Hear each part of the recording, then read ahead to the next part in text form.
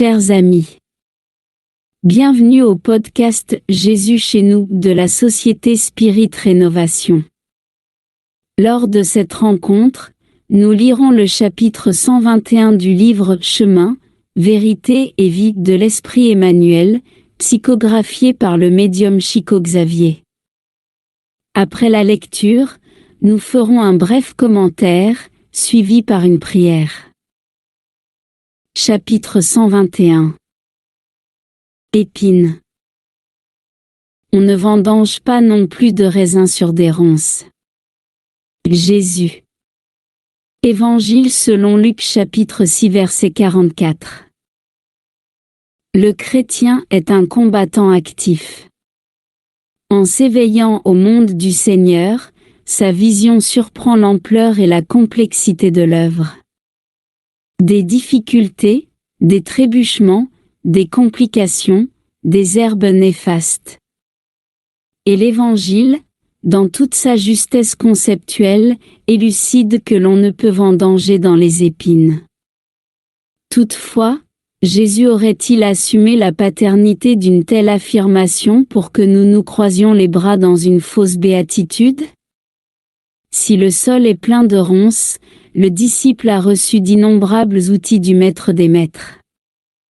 Il est indispensable, alors, d'affronter la tâche. Le Christ a affronté de face le sacrifice pour l'humanité entière.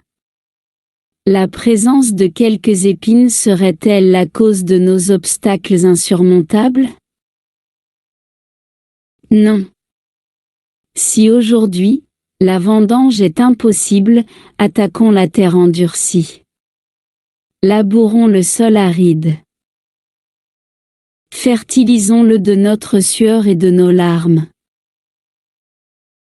Des pluies fécondes tomberont toujours du ciel ou de généreuses sources sorties de la terre béniront notre effort. La divine providence est partout. N'oublions pas l'impératif du travail, et à la place des épines, nous récolterons le fruit doux et sucré de la vigne. Le message d'Emmanuel nous rappelle que nous ne pouvons pas récolter sur des buissons d'épines.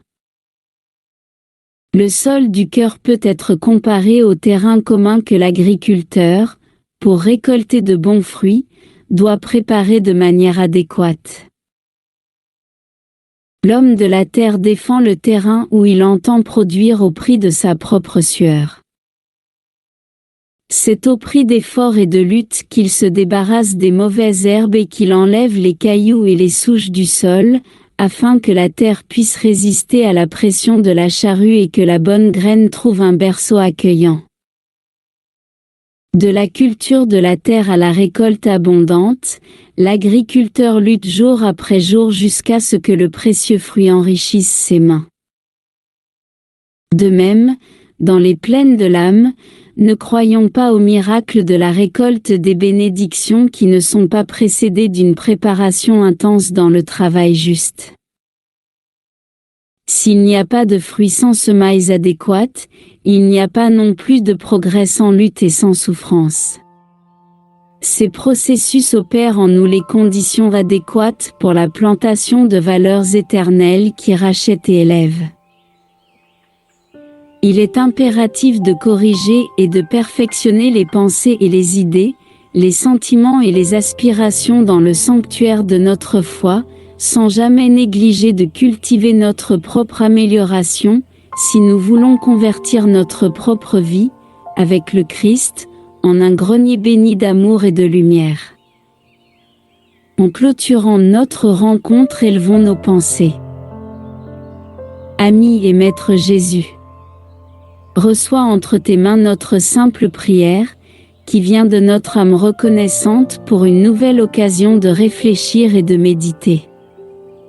Que l'invitation au bien qui atteint nos cœurs chaque jour par les chemins les plus variés, trouve, dans notre âme, un sol préparé et désireux de produire les fruits d'idéaux plus élevés. Que tes exemples et tes leçons soient toujours l'étoile qui guide nos pas derrière la charrue qui sillonne le sol de notre esprit, dans le travail incessant de plantation de tes graines de lumière. Reste à nos côtés lorsque nous luttons contre les difficultés de notre ignorance et bénis-nous de ta paix, aujourd'hui et toujours. Ainsi soit-il. À bientôt au prochain podcast Jésus chez nous.